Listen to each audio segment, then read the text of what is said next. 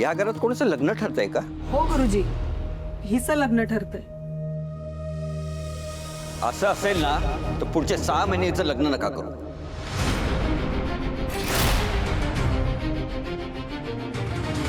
हा काय उपाय आहे गुरुजी? हाच उपाय आहे याच्यावर. गुरुजी काही काय बोलताय तुम्ही? हिच्या लग्नाचा नंदा कशी काय संबंध आहे? अहो, मुलीसारखं वाढवलंय ना नंदाक्कांनी त्यांना. मग संबंध नाही कसा म्हणताय? संबंध आहे, फार मोठा संबंध आहे. हे जर लग्न ठरलं तर मुलीच्या आईला किंवा आई समान मातेला काळ भारी आहे. ह्या मुलीचं जर 6 महिन्याच्या आत लग्न झालं तर मृत्यू निश्चित आहे. काय?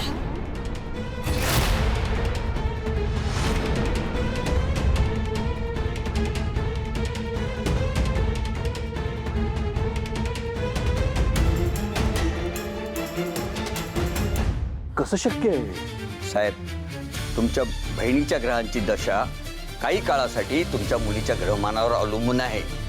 मला जे दिसतंय ते मी तुम्हाला सांगितलं, बाकी तुमची मर्जी. पण गुरुजी, माझा तिचा तसा काही संबंध नाही हो. नका, पण आईची माया तूच दिलीस ना, तूच तिला लहानाचं मोठं केलंस. हा, पण जर लग्न करायचं असेल तर आपण काहीतरी उपाय काढूया. नाही गुरुजी, लग्नाचा विषय बाजूला ठेवू आपण. दुसरा उपाय सुचवा ना काही. ठीक आहे, उपाय करून बघूया, पण तो किती अचूक असेल ते सांगता येत नाही. अहो असं कसं गुरुजी? लग्न होणं गरजेचं आहे. हो हो, लग्न होणं गरजेचं आहे. आणि विश्वंभर, हे बघ, मला काही तसं झालेलं नाही रे. हे काय किरकोळ आहे, लवकर बरं होईल. तू नको माझी काळजी करूस.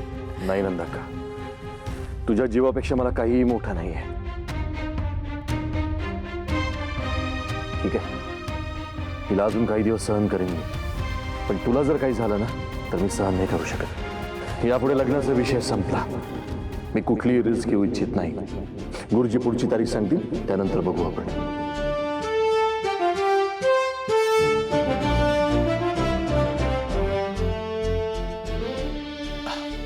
गुरुजी, थँक्यू बरं का.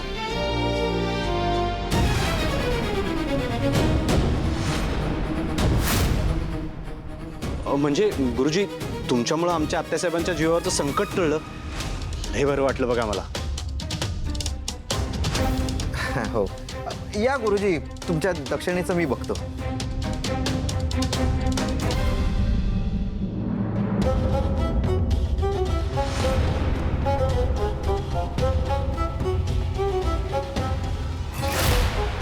अच्छा शुभ्या, हे सगळं तू केलंस तर? आता बघ तुझी कशी कुंडली मांडते ते. सगळे ग्रह तारे तुझ्या डोक्यावर नाही नाचवले तर नावची अलकनंदा नाही.